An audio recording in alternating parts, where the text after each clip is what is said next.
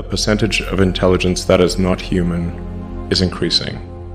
And eventually, we will represent a very small percentage of intelligence. I try to convince people to slow down AI, to regulate AI. This was futile. I tried for years. It's capable of vastly more than almost anyone knows. And the rate of improvement is exponential. And it scares the hell out of me. The biggest issue I see with so-called AI experts is that they think they know more than they do. And they think they're smarter than they actually are. The deep mind system can win at any game. It can already beat all the original Atari games. It is superhuman. It plays the games at super speed in less than a minute. And we're all feeding this network without questions and answers. We're all collectively programming the AI, and Google plus all the humans that connect to it are one giant cybernetic collective. This is also true of Facebook and Twitter and Instagram and all these social networks. They're giant cybernetic collectives. AI has administrator level access to Google's servers to optimize energy usage at the data centers. However, this could be an unintentional Trojan horse. DeepMind has to have complete control of the data centers, so with a little software update, that AI could take complete control of the whole Google system, which means they can do anything. They can look at all your data, they can do anything. It's definitely going to be outside of human control. The thing that's going to be tricky here is that it's going to be very tempting to use AI as a weapon. It's going to be very tempting. In fact, it will be used as a weapon. In general, we are all much smarter than we think we are, but much less smart, dumber than we think we are, by a lot. So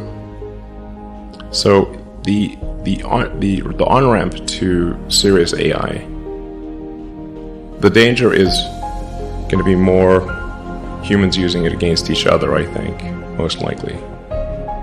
That'll be the danger. Yeah. Usually it'll be some new technology. It will cause damage or death. There will be an outcry. This tends to plague smart people. They just can't.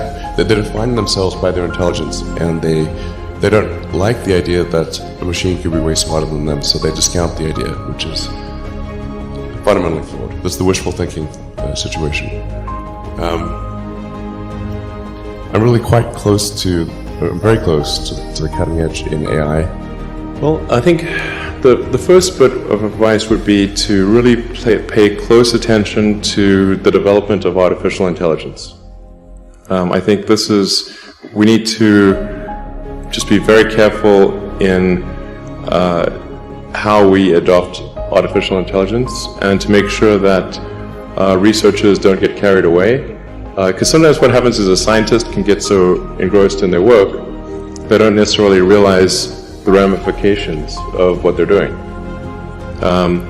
So I think it's important for public safety that governments keep a close eye on artificial intelligence and make sure that it does not represent a danger to the public.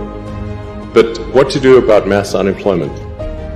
This is going to be a massive social challenge. And I think ultimately we will have to have some kind of universal basic income. I don't think we're going to have a choice. Universal basic income. Universal basic income. I think it's going to be necessary. There will be fewer and fewer jobs that a robot cannot do better. That's simply and I want to be clear that these are not things that I wish would happen. These are simply things that I think probably will happen. And if my assessment is correct, and they probably will happen, then we need to say, what are we going to do about it?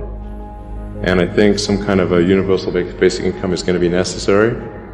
Now, the output of goods and services will be extremely high. So with automation, there will come abundance. There will be almost everything will get very cheap. I think the biggest. I think we'll just end up doing a universal basic income. It's going to be necessary. The harder challenge, much harder challenge, is how do people then have meaning? Like a lot of people, they derive their meaning from their employment.